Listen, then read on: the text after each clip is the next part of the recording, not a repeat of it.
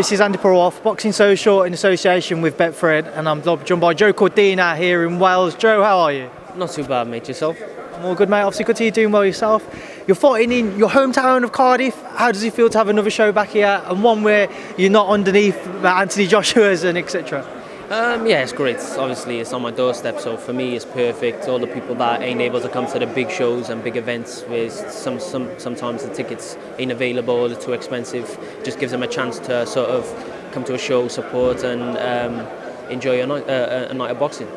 How key do you think that is to kind of just continue to build your own following? I know you're going to have a big one as of yet, but just to continue to grow that across Wales and further beyond? Yeah, it's important. Obviously, these are the people that have supported me from day dot when I was an amateur, and then now through the pros, and obviously it's only going to get bigger. But I've got to do my job in the boxing ring and keep winning, because sometimes in sports you drop off, and a lot of people drop off with it. So you've got to keep on performing, keep on getting the wins, and just keep looking good. Obviously, you're returning on the Selby Cambosos Junior card on May 9th, but what level of opposition should we anticipate seeing you in with? It's world level. It'd be world level. The three opponents that Eddie was talking about are all ex-world champions. So for me, it's what I need, it's what I want, and I look to get a good win over either one of them. Any names? I'm not going to chuck it out then yet, but hopefully this week it'll be announced. When I was speaking to Eddie earlier during our interview, he said that he kind of feels that maybe you haven't necessarily slipped under the radar, but you maybe haven't had the credit you deserve for what you've achieved as of yet. We see all of you guys who were former Olympians kind of being pushed through maybe a bit quicker than what most boxers are. Do you feel that yourself? Do you feel that maybe you haven't received as much recognition as what others have? Yeah, but like Eddie said, I'm not out there. I don't put myself out there like that. I'll just let my boxing do the talking. I've had 11 fights and won 4 titles. A Commonwealth, British, and a WBA international at lightweights, and I went into continental at super feather. So for me, it speaks for itself. I don't like I said, I don't do the trash talking. I don't do all that stuff. I just leave my boxing do the talking, and there's no pressure on me at that stage. You get me? How do you kind of see the coming year playing out for yourself? And provided May 9th goes to plan and you are successful, you've mentioned it's going to be a world level operator. Do we anticipate that you will have some type of world title shot in the near future? Yeah, obviously can't look past this fight. So as soon as the fighter is announced, then my solely focus is on that fighter. So my ideal scenario would be fight now, have another test in the summer, and then fight for a world title at the end of the year or early mid 2021. So that's my ideal scenario. But like I said, once the opponent's announced, my solely focus is on that fighter and May 9th. Obviously, there won't be many years between yourself and Lee, but Lee would have been a world champion just as you was turning over as a pro. Is he somebody you look up to, hence sharing a card with him? Is that something that you're kind of very happy about and excited by? Yeah, well, I was in the same gym as him for a number of years, and we sparred plenty of rounds, and I learnt a lot of things off Lee. And to be on the same card as him, it's great. It's two lads from South Wales, and we're looking to push on and be global superstars.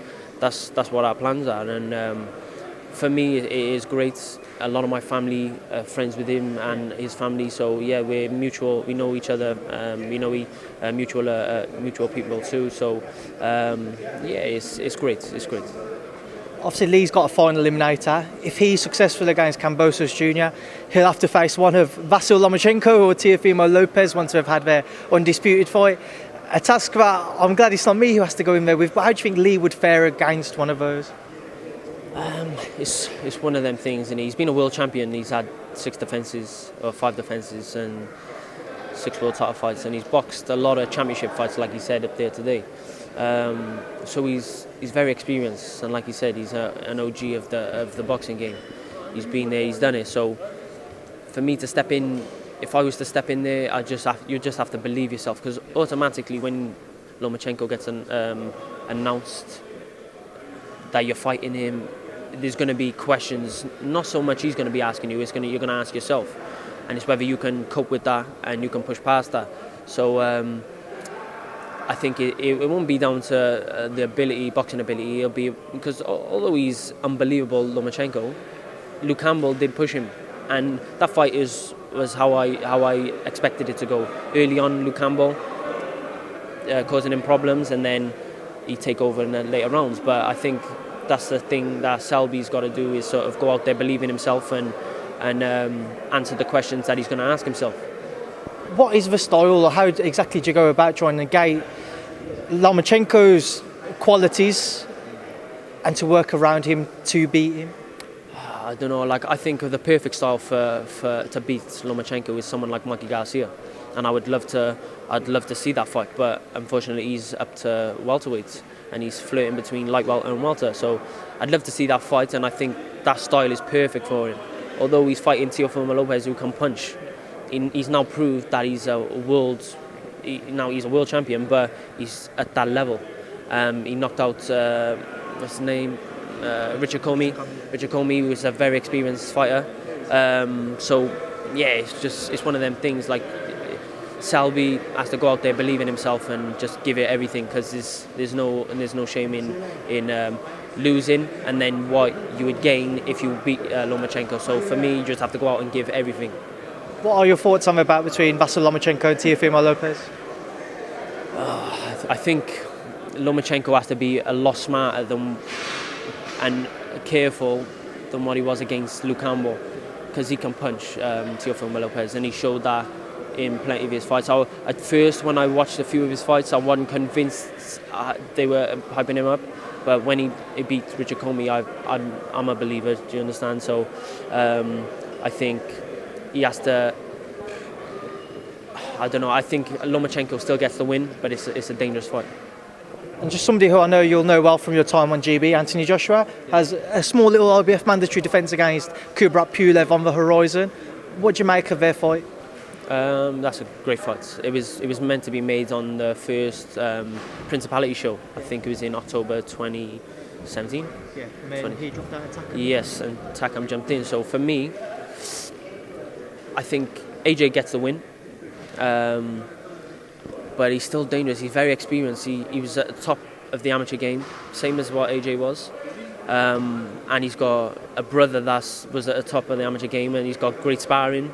I suppose, I don't know whether they spar each other now, but he's very experienced. So I think it'd be a very good fight. It'd be exciting, but I think AJ knocks him out middle to late rounds.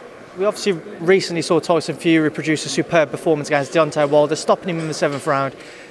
If a fight is ever made between AJ and Fury, how do you see that one playing out? Who do you edge towards? I know you've got your allegiances to Anthony, but them aside, how do you see it going? You've put me on the spot now, haven't you? Listen, when I watched Tyson Fury, the last fight, I just thought he was unbelievable. He didn't put a foot wrong. He done what he had to do, and for me, he was just unbelievable. He was out of this world, and I thought he'd win, but I didn't think he would win in the style he did. He just took it to the next level, and he proved that he was at the top of the tree. AJ obviously had that slip up against Ruiz. He came back and put his wrongs right, and he boxed beautifully, and he boxed the tactics. And with that fight, if that fight ever happens, listen, it'll be a very close fight. I can see it two ways. I can obviously Tyson Fury completely outboxing him and getting him so frustrated that he starts lunging in and whatever else, or AJ keeps nice and compact, bees calm and patient, keeps walking him down and gets on him and stops him late. But if Tyson Fury tries to do all the leaning on inside and whatever else, I think that'll play to into AJ's hands, because he's very good on the inside. He's compact. So yeah, I can see it going two ways. It'll either be a late stoppage, mid to late stoppage with AJ, or Fury winning by completely outboxing him. But it's if I had to pick one, I ain't gonna tell you though. I'll keep that to myself. Well, Joe, I'll leave you there then. I'll leave you to enjoy the rest of your day. As always, it's been a pleasure to speak to you, and thanks to Boxing Social. Good luck with your preparations ahead of May night. Cheers, thank you.